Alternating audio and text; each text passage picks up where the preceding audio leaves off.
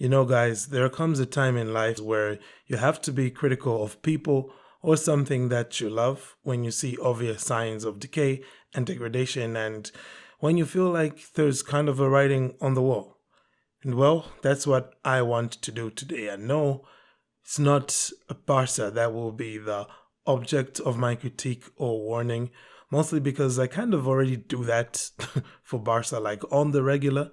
No, today I want to talk to you, La Liga. Yes, you, with the weird new logo, which nobody likes, but we like the older one. And that logo seems to have been transformative with your performances and how you're running things and how we're not liking those things. Yeah. You see, I've been hinting for close to 2 months now that I want to talk about your state. Oh, sorry, that I want to talk about the state of La Liga and explain to you why I feel that La Liga has now fallen comfortably behind its peers like the Premier League and is now also arguably behind maybe even Serie and the Bundesliga. But not Liga. No, not you. Not League. Not you. Okay, you're still far behind. Just sit down. Okay, there's so much to say here, and I might end up breaking this into two parts, but this is me talking to you from the future. I didn't break it into two parts, so you can be happy. But at the end of the day, I want to just bring up what's wrong with La Liga and hopefully propose some changes that I feel would take La Liga back to the highest standard and possibly be even better than it has been at any other point in its history, which maybe that's a bit of hyperbole considering the fact that, they can't have Messi and Ronaldo in their prime and Jose Mourinho and Pep Guardiola in their prime all at the same time. So, the point is that this season I have spoken about La Liga officiating more than I have in any other season in the almost 4 years that I have had this platform. Just speaking from the perspective of a Barca fan, okay? I think that this season I've been here on this channel with my match reviews, and I have to varying extents talked about La Liga referees probably every 2 to 3 match days. I mean, just think back from match day 1, right at the very beginning. There was a penalty call that wasn't given to Barca versus Getafe, and as we go on the rest of the season, there was so many other dubious calls, At Granada away, there was that. Then we had something as well away at Alaves, and there are so many right now I can't exactly put them, down on this paper that I'm reading from, which is the script. But they're there, okay? I'll probably just put a graphic in here, okay? Post-editing me will take care of all of this. Yes. Now, please keep in mind that my experience with La Liga officiating this season has primarily been from the perspective of a Barca fan alone, okay? But guess what? Barca are not the only team in La Liga. There's 19 other teams, and guess what? Those 19 other teams all have had similar moments of ridiculous refereeing calls that have happened with regularity. The kind where you hold your hands up and ask La Liga refs, what the factual statement are you doing? What are you guys up to? So it wouldn't be a stretch for me to say that every match day of La Liga this season has had some blatantly poor calls being made by either the refs or VAR, and maybe even both in at least one of the games being played on that weekend. So it's not a reach for me to say that this is a widespread problem that is severely affecting the legitimacy of the results we get after 90 minutes of a La Liga match. Now, just ask yourself, how many other leagues do you know where you can say that? How many other leagues do you know where there's going to be at least one incident which is going to have everybody up in arms and wondering, what the heck is this referee doing? Or what the heck is VAR doing? Now, obviously, I don't consume so much Serie or, Bundesliga or Liga. So maybe, that stuff happens regularly there as well.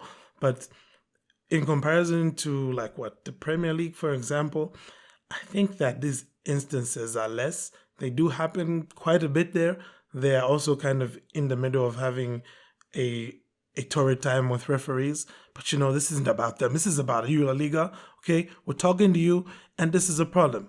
Because see, if we can home in on what are probably two of the biggest what the fax machine moments that we have seen this season, it would probably be Real Madrid, Almeria, that match. Yeah.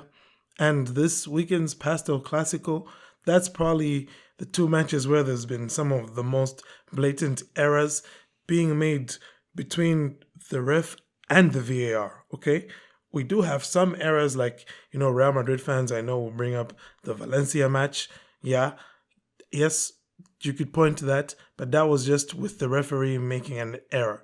It wasn't with VAR making an error. But in the Real Madrid Almeria match and the El Clasico from this past Sunday, we saw both the ref and the VAR complicit in criminal errors, really. Okay, against Almeria, we saw the VAR re-refereeing decision after decision, as well as allowing a goal that was scored via a clear handball. And I mean, unless you're going to stand there and tell me Vinicius has the world's longest shoulders, which if that's what you're going to say, then fine. But otherwise, handball.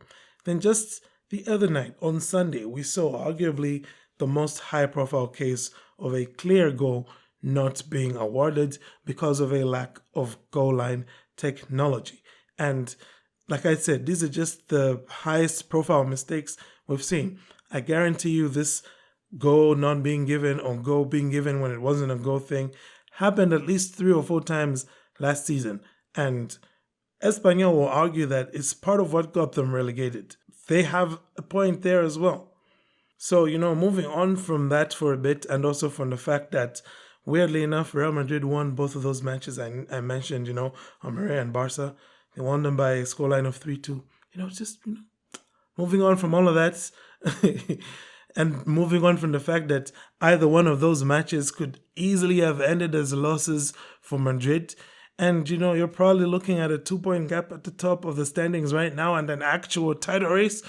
But moving on from all of that, it's not a stretch to say that these matches had serious errors that affected the way the league shaped up. Just like some of those errors I mentioned, right, with the Espanyol match, I think it should have been against Atleti, Espanyol versus Atleti, which ended up shaping the relegation battle, right?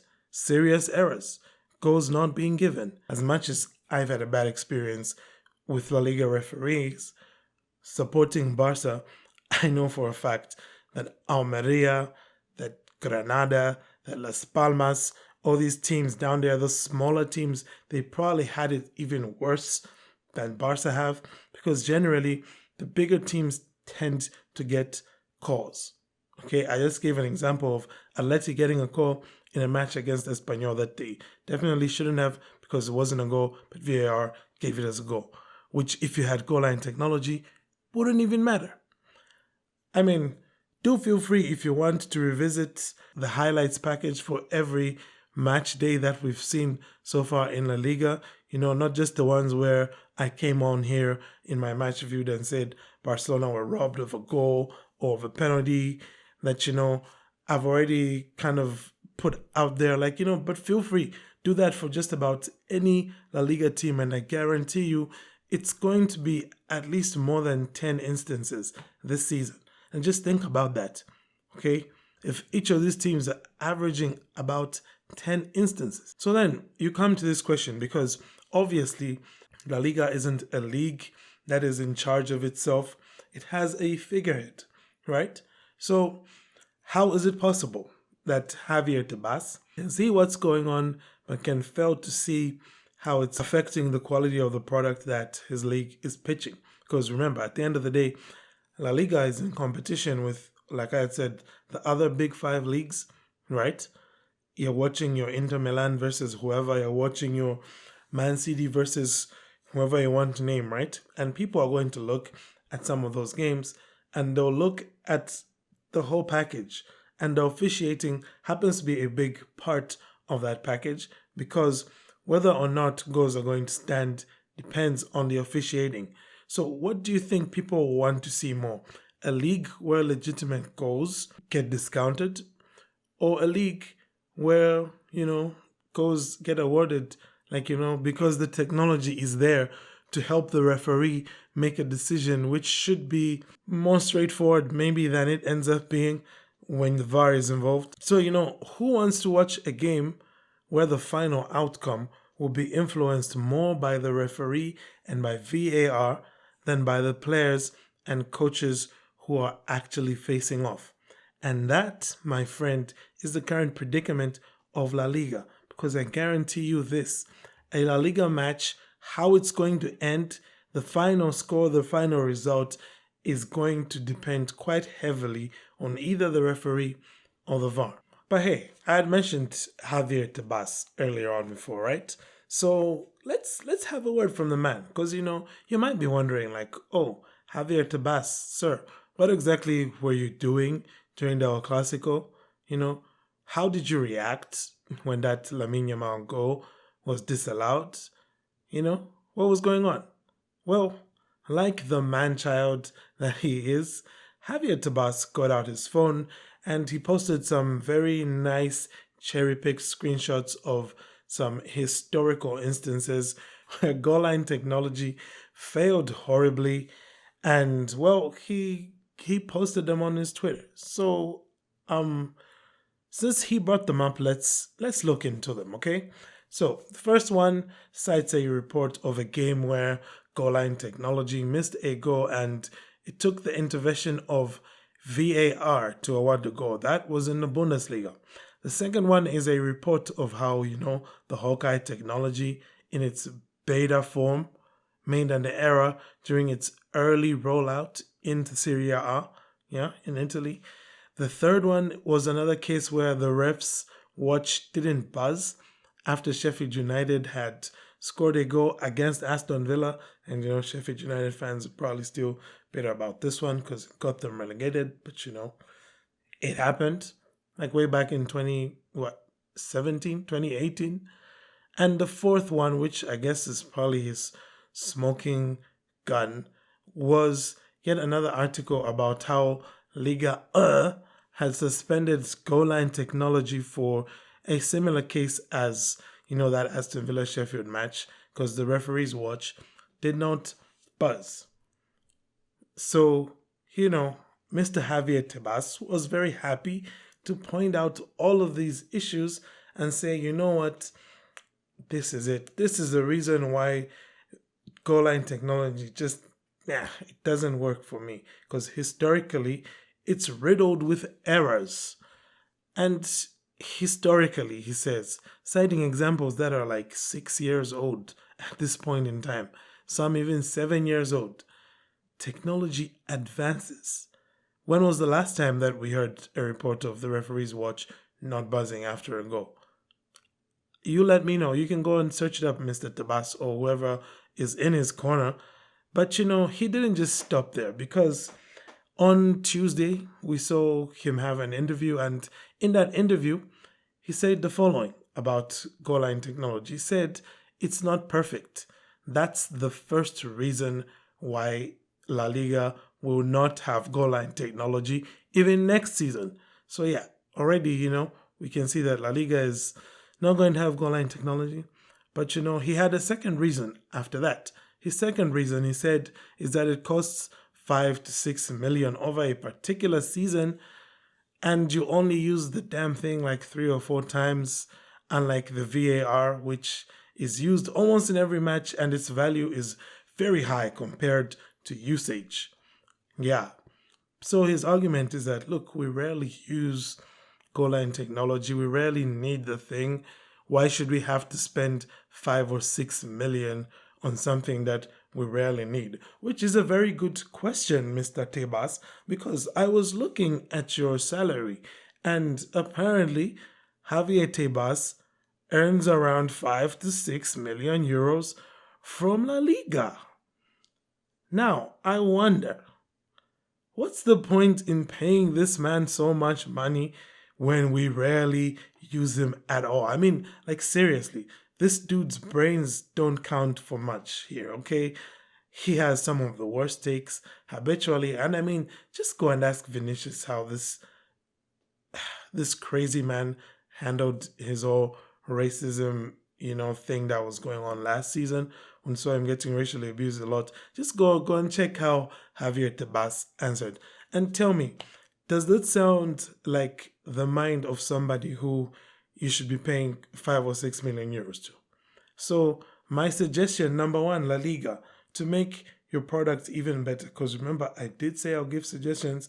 First suggestion, get rid of Javier Tebas and take that Javier Tebas money and use it to pay for goal line technology. Straightforward solution, very easy thing to do. You're not going to lose any sleep over it. Nobody is going to miss freaking Javier Tebas, who goes in front of the media proclaiming his love for Real Madrid as a Real Madrid supporter. And look, I'm not saying if you're a president of, the league, you can't support a team in the league. I'm saying that that's not something you should be proclaiming. Although, you know what, I am saying that you can't be supporting any of the teams in the league, because definitely that should be a conflict of interest. But words like that do not exist in Javier Tebas' head. I don't even know what does exist in Javier Tebas' head. Nothing of use to the league currently. So please, stop paying this man that 6 million euros. Pay for goal line technology instead, and everybody is going to be happier. At least 3 or 4 times this year, at least 3 or 4 times in a season, will guarantee that we'll have happier fans watching these matches, and we will definitely have fairer results.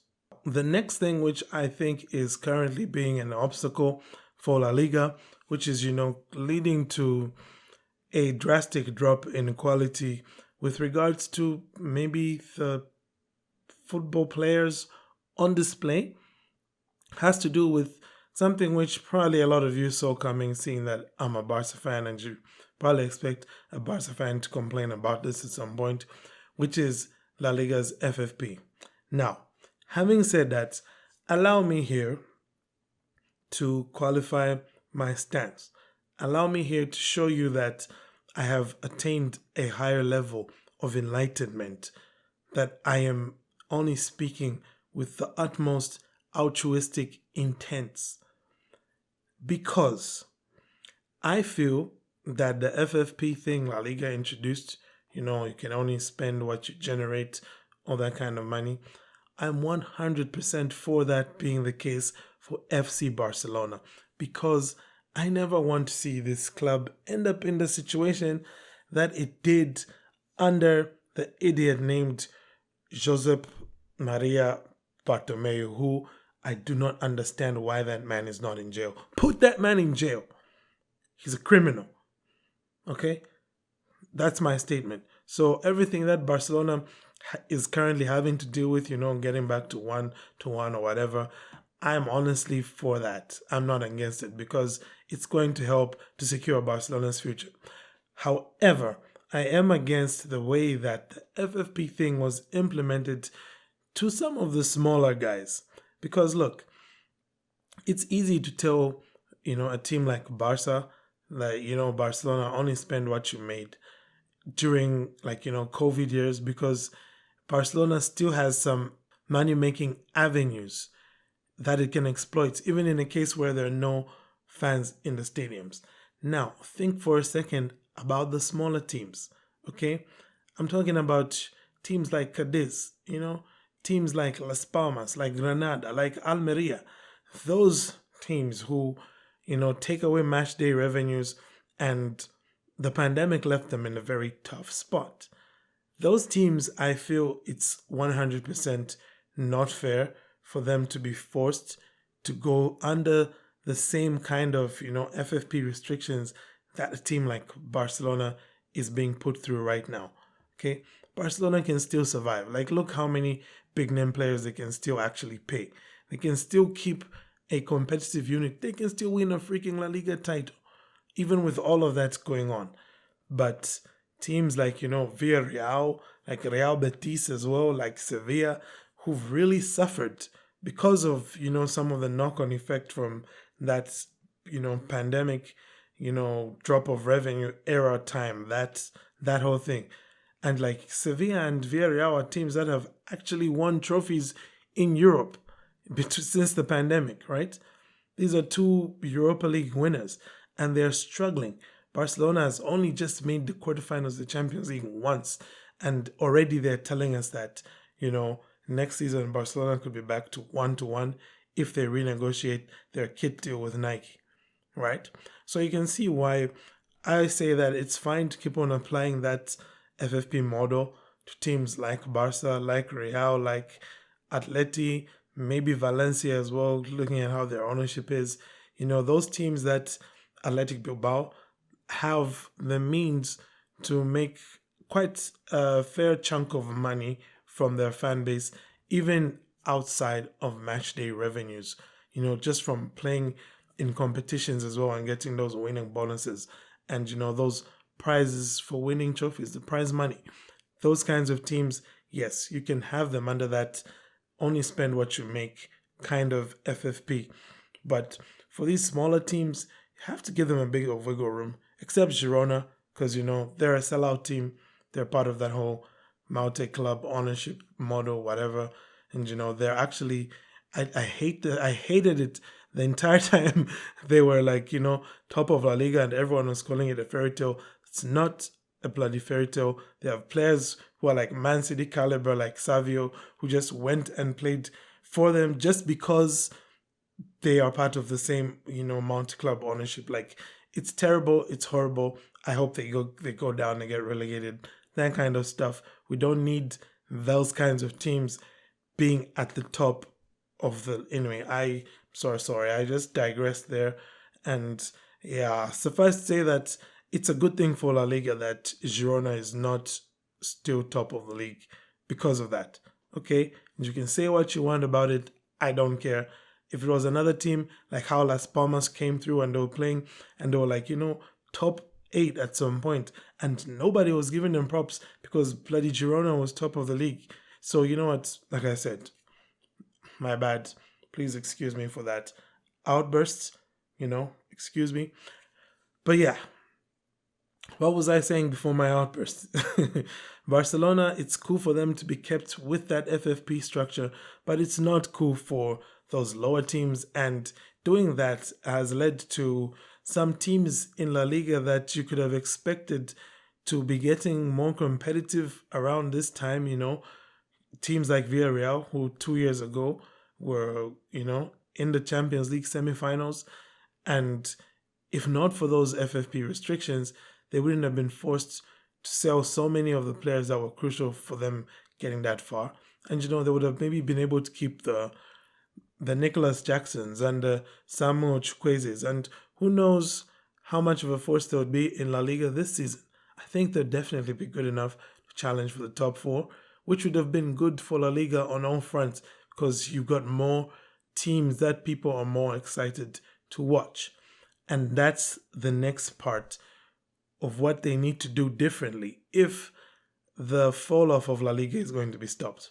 Because I'll grant you this, La Liga teams, when they go in Europe, yeah, it's true, they can still compete, right?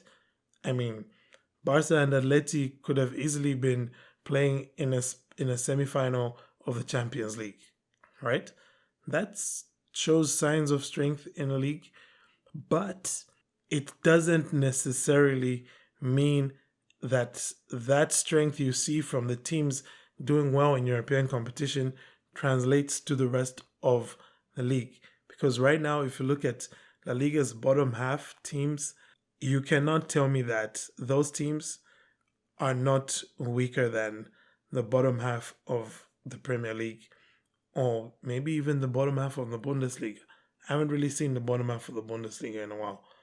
So, maybe that as well.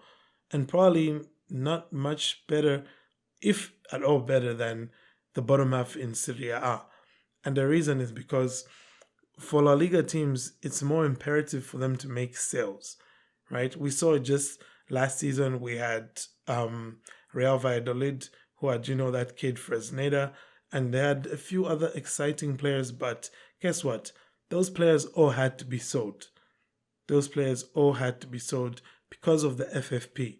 And it's here where it's hurting teams, because you had teams like Real Betis who last season were doing pretty good, and you'd have thought that this season they're going to come along and do much better. But guess what? They're struggling this season because of the same FFP restrictions, and that forced them to sell some of their better players who they would have rather kept, and they ended up just signing a lot of B team players that Barca didn't want. You know what I'm saying? Abde, Chadi Riyad, for example, Juan Miranda, all those guys who they're not necessarily good enough to play for Barca or to have a spot on Barcelona's bench, but they're too good for Barca's B team. So you see the level of players which even like Real Betis are being forced to settle for and to compete with in the European competitions that they're in. So I've said a lot here, guys, and I don't know if I need to say much more, but these are at least two things which I feel if La Liga were to take them seriously and they were to make these two amendments, getting rid of that old bag of bones named Javier Tebas, with his bald head and droopy eyes, just getting rid of him, kicking him out of there, using that money they paid Tebas to instead pay for goal line technology, and then relaxing FFP strategically, strategically on those teams that I have mentioned, the really small, the smaller teams in La Liga who are struggling to stay afloat and are being forced into selling assets that if they kept maybe for 2 more years, they'd make way more money from them. Imagine if they could be in that position where they can keep a player until he turns 21 or 22. Then you're making more money for him than when you sell him as a 19-year-old or an 18-year-old. Just go ahead and ask Valencia how much more they would have made from Man City off of Ferran Torres if he stayed 2 more seasons. Anywho, that's pretty much my point here, guys. La Liga is really in a tough spot, and I hope that it changes really, because like I said at the start of this, I love La Liga and I want to see La Liga be up there as one of the best footballing products. You know what I'm saying? If you want to watch a match and you're going to enjoy it and you don't have to worry about controversial refereeing decisions or decisions which will make you wonder if the match was scripted, you know what I'm saying? Yeah, but currently that's where La Liga is. That's exactly the kind of feeling you're going to get watching, a random La Liga match. Probably, you have like a 1 in 10 chance of seeing that every game week. That's not good enough. That's not the product we want. That's not the La Liga we love. So, I don't know. Hopefully, this is going to do something. I know it probably won't do something. Like, Javier Tebas isn't cultured enough to watch content as good as this. But if you are so cultured that you're still listening even at this point, I want to say thank you.